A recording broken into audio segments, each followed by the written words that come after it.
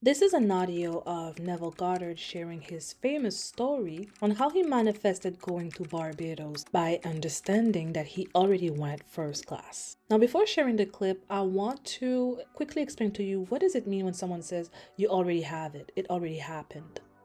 Now, it's not about pretending that something already happened in 3D. Although it is really fun to do, it can become really frustrating with time. It's about understanding that all timelines already exist. Creation is finished. All timelines exist within you. So when Abdullah told Neville that he already went to Barbados, he told him to bring his awareness to the timeline where he went to Barbados because it exists. And I think when you really believe that all realities exist, it becomes less creepy or weird to say, oh yes, I'm already rich. Oh yeah, I'm already in Barbados, because you know you're not talking about the you who's in this 3D, you're talking about the you who's somewhere else, and it's still you. You are thinking from the other reality to collapse space and time, so then it will reflect in your 3D. That's why you can say that you already have what you want because it already exists within you,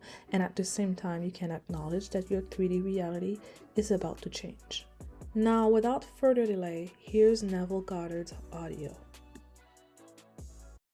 I wanted to go to my little island called Barbados, and I had no money, but when I said no money, I mean no money. Not just a little bit, but none. I said to my friend Abdullah, Ab, I would love to go to Barbados. He said to me, you are in Barbados. I said, I am in Barbados? He said, yes, you are now in Barbados. I didn't quite understand what he was telling me. I learned it afterwards. He was telling me that if I want something, I must now, at that moment that I want it, assume that I have it.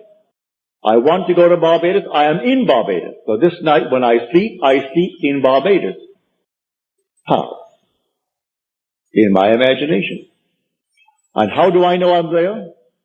Think of New York City, where physically I'm sleeping, and see it to my north, 2,000 miles, northwest of where I am in Barbados. Well, the month went by, and I didn't see any evidence. I said to him, you know, Ab, if I don't make the next boat out, or no planes were flying, no commercial planes were flying in those days, I can't go to Barbados. He said to me, who said you are going to Barbados? You are in Barbados. You can't discuss how you're going to Barbados when you are already in Barbados. Then he walked straight to his room and slammed the door in my face, which was not an invitation to follow him. If you knew him, that's how he taught me. I am asleep as though I am in Barbados. And when I went to bed, though in New York City, I had assumed that I am actually in Barbados and see New York City not under me, but to the north of me, 2,000 miles. And I woke within 48 hours after that moment, and under my door was a letter from my brother Victor. And in that letter, he enclosed a small little draft, $50. That I have told the steamship company, the Furnace Whitty Company, to issue you a ticket and charge it to me. The $50 is simply if you want some little thing, like a suit of clothes. In those days, you could buy a suit for $12. A fairly decent suit. You could buy a pair of shoes for $3.50 or $4. But he said the $50 just for anything you may need to get aboard the ship. But sign the chits, I'll meet the ship and pay all expenses, and I will pay all the tips. So it's not for tips aboard the ship. I went down to the place and I told them what my letter said. I read my letter to them. They said, Mr. Goddard, we only have steerage from now on. But when we get to St. Thomas, the Virgin Islands, you may have first class because someone disembarked in St. Thomas. I accepted it. I went back to my friend Abdullah and I told him, it worked.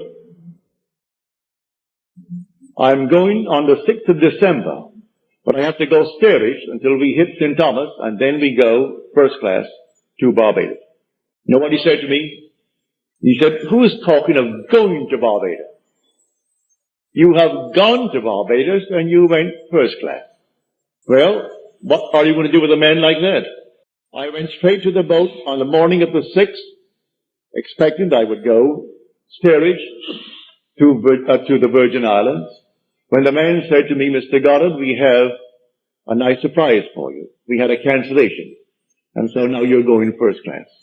He wasn't surprised. I wouldn't even call him to tell him, because he was not given that way. He was trying to teach me a lesson.